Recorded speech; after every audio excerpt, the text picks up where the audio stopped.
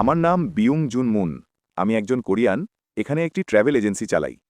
আমার অনেক মালায় মুসলিম বন্ধু আছে এবং আজও আমি এখানে আমার ৩ জন মুসলিম মালায় বান্ধবীর সাথে এসেছি। এবং যেহেতু তারা হিজাব পরেন, এখানে আসার সময় আমরা যখন বাসে ছিলাম, আমি অনুভব করতে পারছিলাম যে লোকেরা আমাদের দিকে এক দৃষ্টিতে তাকিয়ে আছে, আঙুল তুলছে এবং আমাদের পেছনে খারাপ কথা বলছে। কারণ আমি কোরিয়ান ভাষা জানি, তাই তাদের মনোভাব বুঝতে পারছিলাম। আমার প্রশ্নটি হয়তো কিছুটা স্পর্শকাতর, কিন্তু আমি আপনাকে বা কাউকে আঘাত করার চেষ্টা করছি না। তাই দয়া করে বিষয়টি বোঝার চেষ্টা করবেন। এবং সত্যি বলতে আমার খুব কষ্ট লাগে যখন কেউ শুধু মুসলিম হওয়ার কারণে আমার বন্ধুদের দিকে আঙুল তোলে এবং তাদের সন্ত্রাসী হিসাবে বিচার করে। কিছুদিন আগেই প্যারিসে একটি মর্মান্তিক ঘটনা ঘটল এবং অনেক মানুষ মারা গেল ও আহত হল। আর এমনকি আইএসআইএসও নিজেদের মুসলিম বলে দাবি করে। কিন্তু আজ আপনার বয়ানে আপনি যেমন বলেছেন যে ইসলাম যদি সন্ত্রাসী হতো, তাহলে আপনি ইসলামকে বিশ্বাস করতেন না।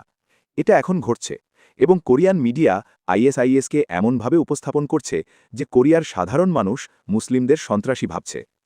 আমার প্রথম প্রশ্ন হল, আপনি কি আইএসআইএস এবং আপনার মধ্যে পার্থক্যটা সঠিকভাবে ব্যাখ্যা করতে পারবেন? সঠিক দিকনির্দেশনা বা সংজ্ঞা দিতে পারবেন? এবং দ্বিতীয় প্রশ্ন, কোরিয়ার মানুষের মন থেকে মুসলিমরা সন্ত্রাসী নয় এই ধারণাটি প্রচার করার জন্য প্রথম প্রাধান্য কি হওয়া উচিত? এই হলো আমার দুটি প্রশ্ন। ভাই দুটি প্রশ্ন করেছেন এবং প্রশ্ন করতে দ্বিধাবোধ করছিলেন। লোকেরা আপনার প্রশ্নের জন্য তালি দিয়েছে, তার মানে তারা আপনার প্রশ্ন পছন্দ করেছেন। ধন্যবাদ। মাশাআল্লাহ, আপনার দ্বিধাবোধ করার কোনো প্রয়োজন নেই। আমি আগেই বলেছি যে আপনি যে কোনো প্রশ্ন করতে পারেন, এমনকি উগ্র হলেও কোনো সমস্যা নেই, যতক্ষণ আপনি নিয়ম কানুন মেনে চলেন। ভাই যে দুটি প্রশ্ন করেছেন, প্রথমটি হলো, আমি কি আমার এবং আইএসআইএস এর মধ্যে পার্থক্য বলতে পারি বা আইএসআইএস, এবং আপনার দ্বিতীয় অংশটি ছিল দ্বিতীয়টি ছিল কোরিয়ার মানুষের মন পরিবর্তন করার জন্য, মানে মুসলিমরা সন্ত্রাসী নয় এই ধারণা প্রতিষ্ঠা করতে এখানে প্রথম প্রাধান্য হওয়া উচিত। কোরিয়ার মানুষের এই মানসিকতা পরিবর্তনের জন্য প্রথম অগ্রাধিকার কি যে ইসলাম এবং মুসলিমরা সন্ত্রাসী নয়। প্রথম বিষয়, যদি আপনি আমাকে জিজ্ঞাসা করেন যে আমার এবং আইএসআইএস এর মধ্যে পার্থক্য কি, আমি বলবো আমি জানি না আইএসআইএস কারা।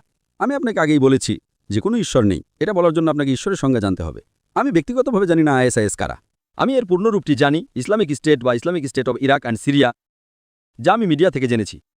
কোরআন সূরা হুজরাতের ৪৯ নম্বর অধ্যায় ৬ নম্বর আয়াতে বলেছে, যখনই তুমি কোনো তথ্য পাও তা দ্বিতীয় ব্যক্তির কাছে পৌঁছে দেওয়ার আগে যাচাই করে নাও। আমি আপনাকে বলতে পারি মিডিয়া আইএসআইএস সম্পর্কে কি বলে। মিডিয়া আইএসআইএস সম্পর্কে যা বলে তা ইসলাম নয়।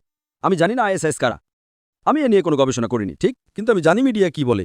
গতকালকের মিডিয়া বলেছে যে আইএসআইএস ১৩৯ জন মানুষকে হত্যা করেছে প্যারিস হামলায়। হতেও পারে, আবার নাও হতে পারে।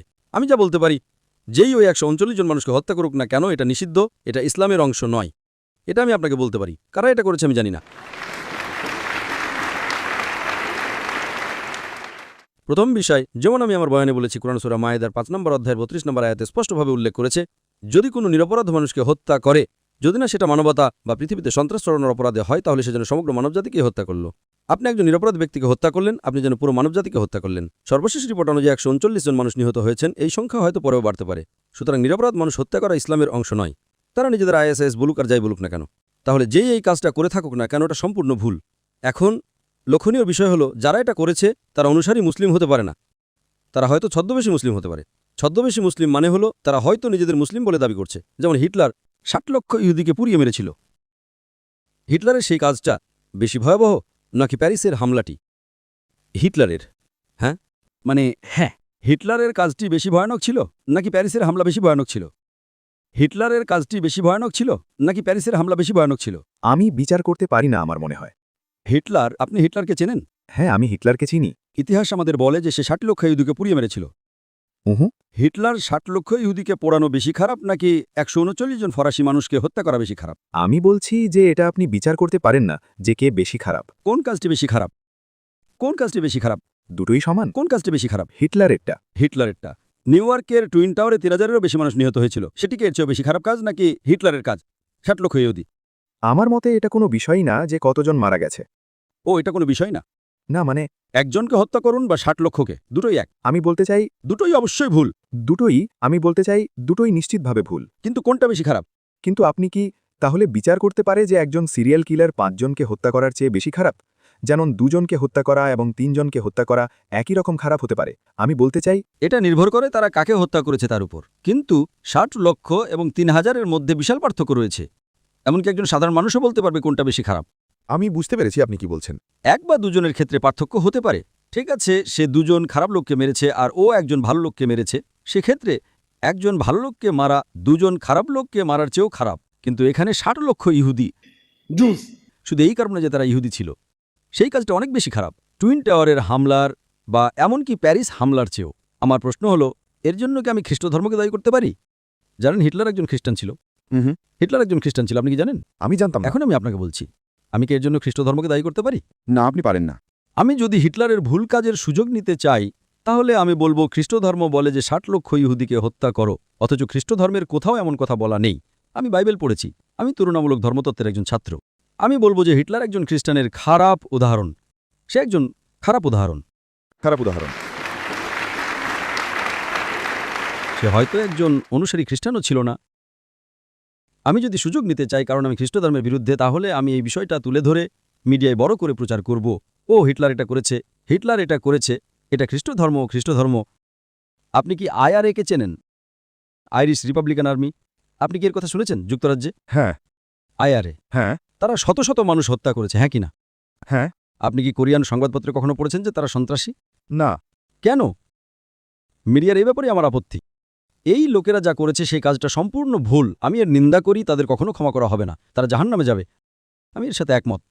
এই লোকেরা যারা এই কাজটা করেছে, যেখানে প্যারিস হামলায় ১৩৯ জনেরও বেশি মানুষ নিহত হয়েছিল, আমি এর নিন্দা করি, এটা ভুল, তারা জাহান্নামে যাবে।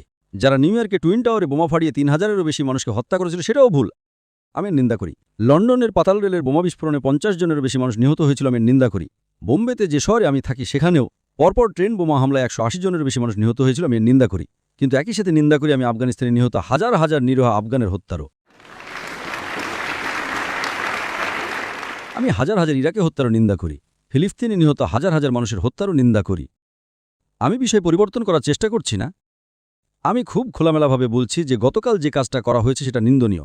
সমস্যা হলো, মিডিয়া কেন শুধু নির্দিষ্ট কিছু বিষয় তুলে ধরে? আপনি কি জানেন যে প্রতিদিনই ফিলিস্তিনিরা নিহত হচ্ছে? আপনি কি তা জানেন? হ্যাঁ। এখন পর্যন্ত নিহত ফিলিস্তিনিদের সংখ্যা হাজার হাজার। কতজন মানুষের বিরুদ্ধে আওয়াজ তুলছে? কারা এটা করছে? আমি আপনাকে যেটা বোঝাতে চাচ্ছি তা হলো, সারা বিশ্বেই হত্যাকাণ্ড চলছে। কিছু লোক হয়তো নিজেদের মুসলিম বলছে, কিছু লোক হয়তো নিজেদের ক্যাথলিক বলছে, কিছু লোক হয়তো নিজেদের ইহুদি বলছে, কিন্তু মিডিয়া কেন সেই বিষয়ে কথা বলে না? মিডিয়া কেন ইসরায়েল নিয়ে কথা বলে না? আপনি কি জানেন, আমার মতে মানব ইতিহাসের সবচেয়ে বড় সন্ত্রাসী হামলা কোনটা? একটা মাত্র হামলা। কোনটি? হিরোশিমার উপর বোমা ফেলা। ৩,৫০,০০০ মানুষ ক্ষতিগ্রস্ত হয়েছিল, কয়েক লক্ষ মানুষ মারা গিয়েছিল। কার দ্বারা? আমেরিকার দ্বারা। এটা কি ঠিক? এটা সত্যি। এটা কি ঠিক? হ্যাঁ। কোনটি বেশি খারাপ? হিরোশিমায় ফেলা বোমাটা বেশি খারাপ নাকি গতকালের হত্যাকাণ্ড? হিরোশিমার ওই লোকেরা কি করেছিল? কোনটি বেশি খারাপ? আমেরিকানরা কারা? এখানে কিছুটা পার্থক্য আছে, কারণ সেটা ছিল, আমি শুধু বলছি না যে দুটোই খারাপ, কিন্তু তারা ছিল। দুটোই ভুল। পার্থক্য যাই হোক না কেন, যখন যুদ্ধ হয়, তা কি আপনাকে যুদ্ধে নিরীহ মানুষকে হত্যা করতে অনুমতি দেয়?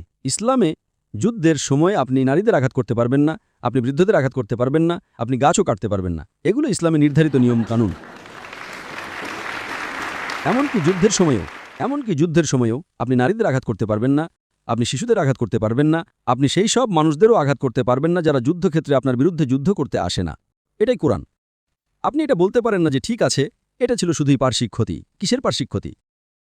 আপনারা আফগানিস্তানে গুচ্ছবোমা পাঠাচ্ছেন, গুচ্ছবোমা, আর সেই বোমা ছড়িয়ে গিয়ে একাধিক বোমায় পরিণত হয় এবং হাজার হাজার নিরীহ আফগান নিহত হয়েছে। কিসের জন্য? শুধুমাত্র একজন লোককে ধরার জন্য। এটা কি ন্যায় বিচার? এখন এই লোকেরা তারা বলছে আমরা প্রতিশোধ নিচ্ছি, যা ভুল। এই লোকেরা ISIS, আমি জানি না, মিডিয়া বলছে আমরা প্রতিশোধ নিচ্ছি। এটা ইসলামে অনুমোদিত নয়। যদি তারা হিরোশিমায় বোমা ফেলে থাকে, যদি তারা আফগানদের হত্যা করে থাকে, তাহলে প্যারিসের রাস্তায় নিরীহ মানুষ হত্যা করতে পারেন না। সেটা ইসলাম নয়। দুটোই ভুল। এমনকি আমেরিকাও ভুল। হিরোশিমায় বোমা ফেলা, আফগানিস্তানে বোমা ফেলা, ইরাকে মানুষকে হত্যা করা, ফিলিস্তিনের মানুষকে হত্যা করা। যখন আমি খোলামেলাভাবে কথা বলি, তখন তারা আমাকে তাদের দেশে প্রবেশ করতে দেয় না। আপনি কি তা জানেন? ৩০টার বেশি দেশে আমার প্রবেশ নিষিদ্ধ, কারণ আমি সত্য কথা বলি। আমি গতকালের কাজটাকে কোনোভাবেই সমর্থন করি না, এটা সম্পূর্ণ ভুল। আমি বিশ্বাস করি এই রাজনীতিবিদরা এই লোকদেরকে তৈরি করছে, তারা এইসব কাজ করে, আর এই লোকদের উদ্ভব ঘটছে। এটা ভুল। ইসলামে শুধু এই কারণে যে কেউ কারো ক্ষতি করেছে, তা আপনাকে নিরীহ মানুষকে আক্রমণ করার বা হত্যা করার কোনো অধিকার দেয় না। যারা বোমা ফেলেছিল তারাও ইসলাম জানে না, এবং যারা নিউ ইয়র্কে টুইন টাওয়ারে হামলা করেছিল তারাও ইসলাম জানে না। গত পরশু প্যারিসের ঘটনায় যা করা হয়েছে সেটা সম্পূর্ণ অনইসলামিক। সুতরাং যা ঘটছে এই সব কিছুই আসলে মিডিয়ার কারসাজি। আমার এবং তাদের মধ্যে পার্থক্য কি? আমি কোরআন ফলো করি, তারা কোরআন ফলো করে না। এটাই আমার এবং তাদের মধ্যে পার্থক্য। যতদূর মিডিয়ার প্রশ্ন, কোরিয়ান মিডিয়ার জন্য ইসলাম বোঝার জন্য তাদেরকে কোরআন এবং নবী মোহাম্মদ সাল্লাল্লাহু আলাইহি সাল্লামের বাণী পড়তে বলুন। অনুসারীদের দেখে কোনো ধর্মের বিচার করা তাদের উচিত নয়। এটা সত্যি। যদি তারা ধর্মকে জানতে চায় তাহলে ইসলাম সম্পর্কে জানতে তাদের কোরআন এবং সহিহ হাদিস পড়তে হবে। যদি তারা খ্রিস্ট ধর্ম জানতে চায় বাইবেল পড়া উচিত। যদি তারা হিন্দু ধর্ম জানতে চায় বেদ পড়া উচিত। তাদের অনুসারীদের দিকে তাকানো উচিত নয়, কারণ সব অনুসারীরা নিজেরাও তাদের ধর্মকে জানে না। আর মিডিয়া কি করে? মিডিয়া সেই জিনিসগুলোই দেখায় যেগুলোতে দর্শক বেশি পাওয়া যায়। তাই যদি তারা এইসব জিনিস দেখিয়ে বেশি দর্শক পায় তবে তারা এটাই দেখাতে চাইবে। আপনি বলছেন যে আপনার বান্ধবীরা যারা মালয়, যখন তারা হিজাব পরেন তখন লোকেরা তাদের দিকে তাকায়, তাদের সন্ত্রাসী বলে ডাকে। সরাসরি নয়, হয়তো পেছনে এবং আমি তাদের তাকিয়ে থাকা চোখ দেখতে পাই এবং কখনো কখনো তারা আঙুলও তোলে, আর এটা বেশি আমার হৃদয় ভেঙে দেয়। দেখুন, এটাই তাদের ভুল ধারণা। আমি যা করছি, আমি একটা টুপি পরছি, দাড়ি রাখছি এবং সৎ থাকছে। অন্তত আপনি এমন একজন টুপি পরা দাড়ি রাখা লোককে চেনেন যে সৎ, যে দয়ালু, যে অমুসলিমদের সাহায্য করে। আমি এই চিত্রটা পাল্টে দিতে পারি। সুতরাং তারা মিডিয়া থেকে যেটা পাচ্ছে সেটা ভুল তথ্য। সঠিকভাবে আচরণ করে এবং মানুষের সামনে একটা ভালো উদাহরণ স্থাপন করে এই ভুল চিত্রটা সংশোধন করা আমাদের দায়িত্ব।